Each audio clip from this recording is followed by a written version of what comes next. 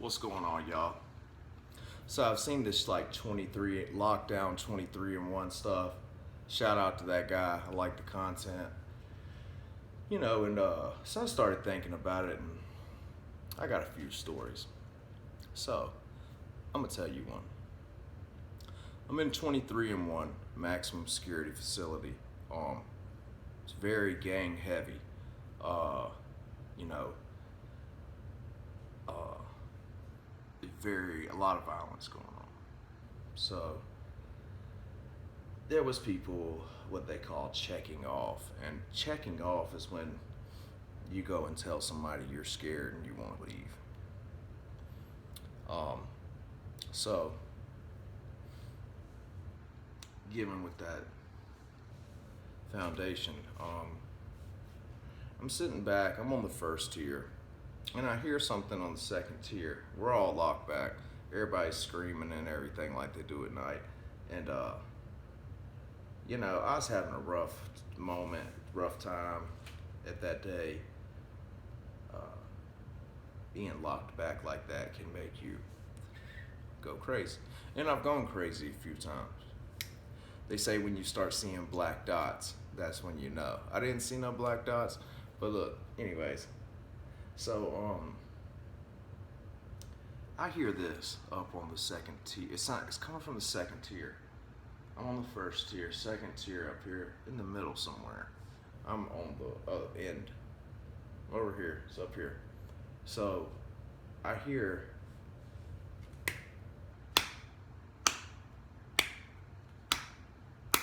that type of sound.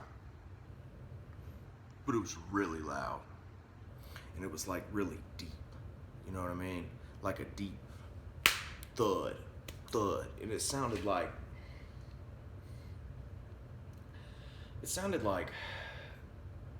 imagine like a really big orange, like the fruit. And imagine if like you were like just boom, boom, slamming it on the floor like hard, like a basketball sized orange or something. So it's this deep, deep thud, thud, thud. And dude, I mean, I hear it go like it's thud, thud, thud, thud, thud. And then, you know, I'm hearing it 20, 30 times plus, literally. Not many more than that, but literally.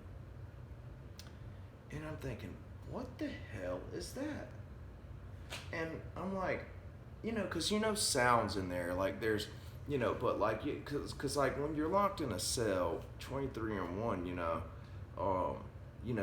get real, audibly acclimated to sound. So you hear this sound, you know what's going on. Oh, they just opened up the door. I could have told you what number cell was getting open while I wasn't even looking. Like, so I hear it, and all of a sudden they have the dirt team or cert team come in, and those are the guys that run in there when somebody's like screaming and won't come out the cell, stuff like that, and or is doing something wrong. It's pretty much like the SWAT team in a prison or jail. So the thudding finally stops because like you hear them pop a cell door and you hear like a CODO. It was a DEO, and he was you could hear something. It was like one or two guys. Whoa, whoa, what? Kind of sounded like, oh my God, they're surprised. Like, what? What is it like? What are you doing? Like, dude. And you could hear that they like, were like, oh man, damn. And they start bringing in a stretcher, and they bring this guy down the stairs and take him off in the stretcher. And his face had some blood on it. He had blood all over him. And what this guy had did was there's concrete walls, like white concrete cinder blocks. They paint white. And this is my thing. If I slammed my head into a concrete wall as hard as I could, and like if I could really articulate the sound for you, it would be great, but I can't, you know. Um, so if I slam my head into a concrete wall, I'm thinking, I've never tried it, but I'm thinking I could only slam my head into the wall like probably like 6 times before I literally could not even, you know what I mean? It'd probably be like 2 or 3 times before it just knocked me out. So this is my thing. Like, how did that guy slam his own head into that concrete wall so many times? It just perplexes me. I've even got a thought that maybe, somebody else was in there doing it to him. I don't know, man. But it's just weird. We're talking about like 20 plus times. Like, just really weird, man. And when they brought, and so they bring him out in the stretcher. They're out, close the door, and they let us all out for a second. I don't know why. I guess they want to make sure everybody was okay. And we're walking around, I knew the kid. He was a younger kid, about 17, something like that, maybe 16. Young African American kid, little kid from the projects, man. Didn't know no better. He's a cool kid, but I thought so. But you know, it like I go up there and I go up to the second tier and I start walking up the steps because I'm going to talk to my buddy that's in the cell next to him, and I'm going to go check on everybody and make sure everybody's okay. Um, and I look in the cell doors open. I look in, and there is a thing like this big of blood from his head, from where he was banging it into the cement wall. And the blood was so thick, it didn't drip. It looked like jelly, like real thick jelly slung against the wall. And at that moment, I realized how lucky I was, and it made me very thankful for my, mental, spiritual strength. And,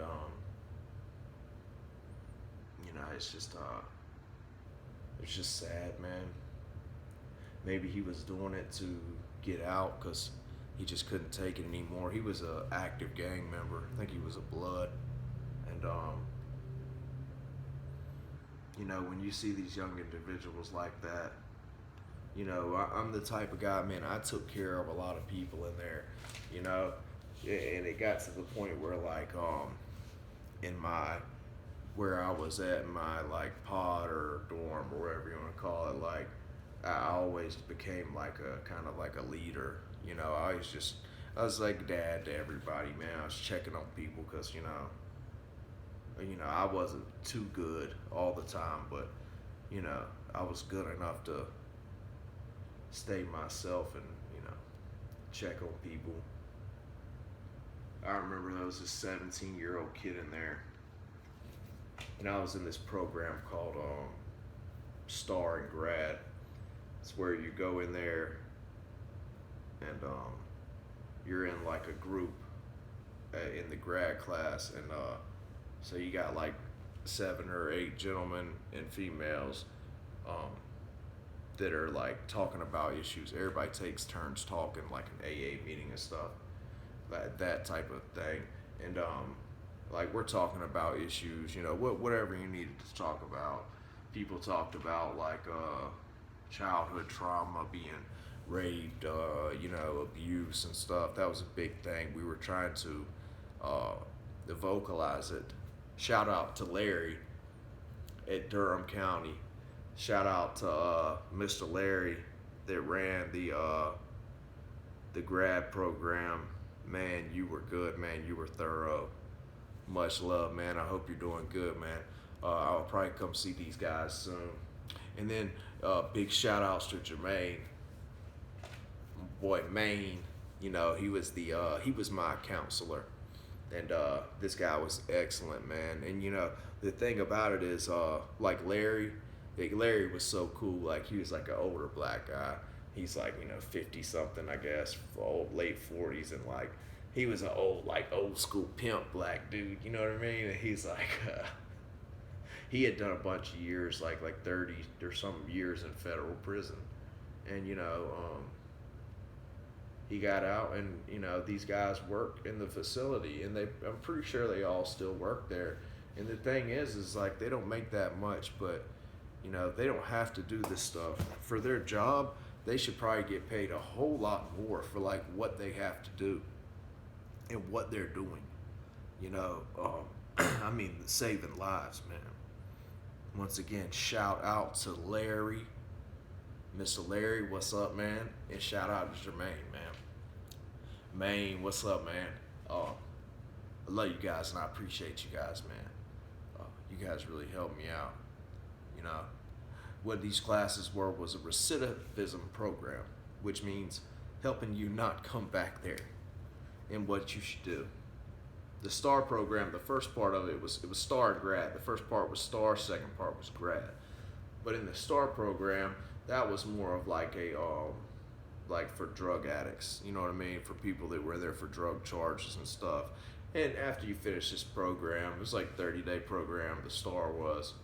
And then the grad is erroneous. Anyways, you get some time knocked off of your sentence, or and you got moved to the STAR grad pod, which most people up in there were just trying to do their time and go home, and so it was a lot cooler in that pod. So yeah, man. So that's my story, man. I just wanted to shout out Larry and Mr. Jermaine.